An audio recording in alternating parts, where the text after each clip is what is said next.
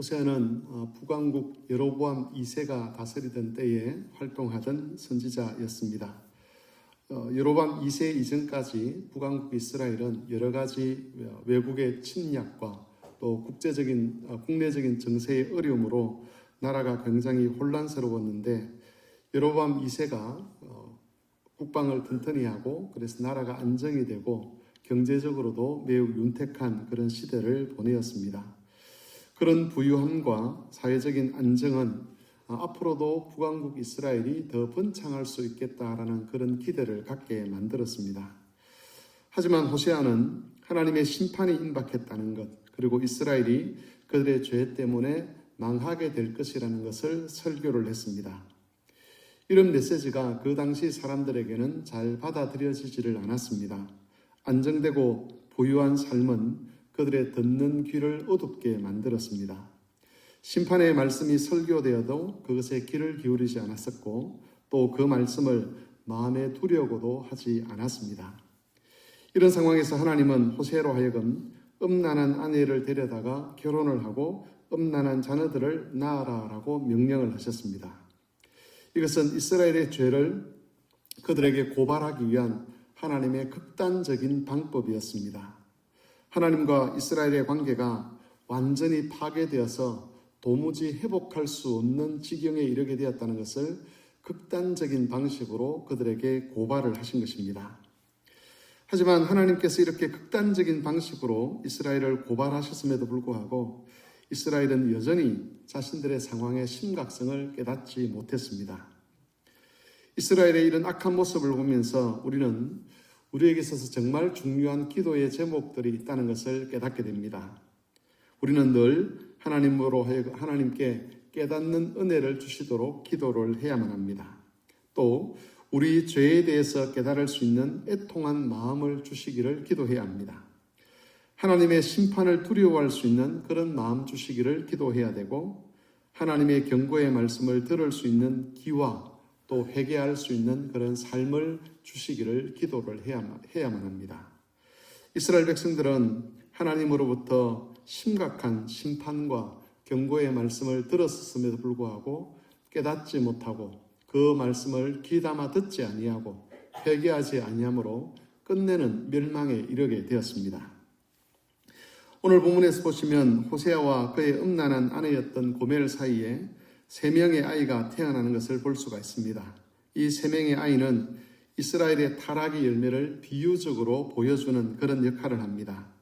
첫 번째 아들의 이름은 이스르엘인데, 이 이스라엘이라고 하는 것은 사마리아 주변에 있던 한 지역의 이름입니다. 여기서 이스라엘과 아수르가 전쟁을 해서 이스라엘이 대패를 하게 되고 결국은 이 전쟁에서 짐으로 인해서 이스라엘 나라가 망하게 되는 그런 결과를 가져옵니다. 그래서 이스라엘이라고 했을 때 그것은 하나님의 심판을 의미하는 것이라고 볼 수가 있습니다.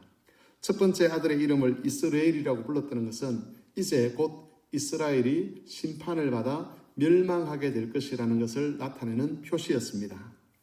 둘째는 딸이었는데 그 이름을 루하마라고 그렇게 지었습니다.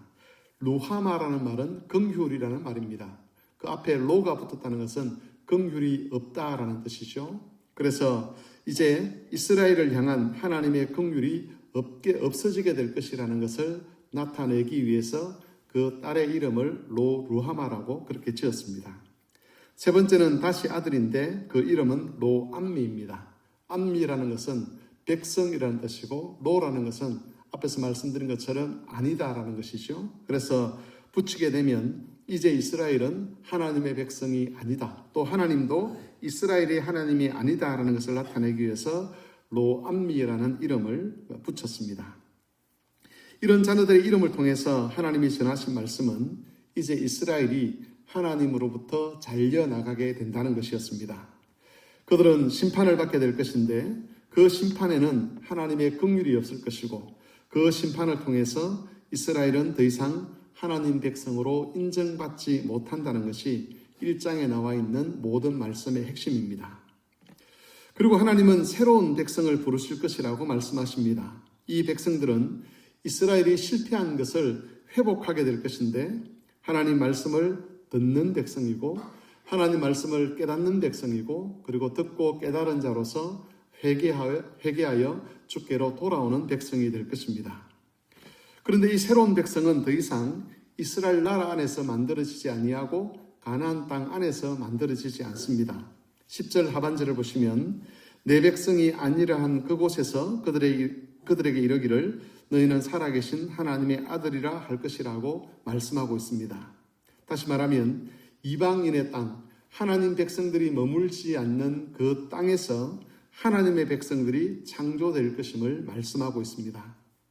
바울 사도와 베드로 사도는 호세아의 이 예언이 예수 그리스도께서 이방인들에게 복음을 전하고 이방인들이 하나님께로 돌아와서 교회를 형성하는 것을 통해서 성취되었다라고 그렇게 증거를 해주고 있습니다.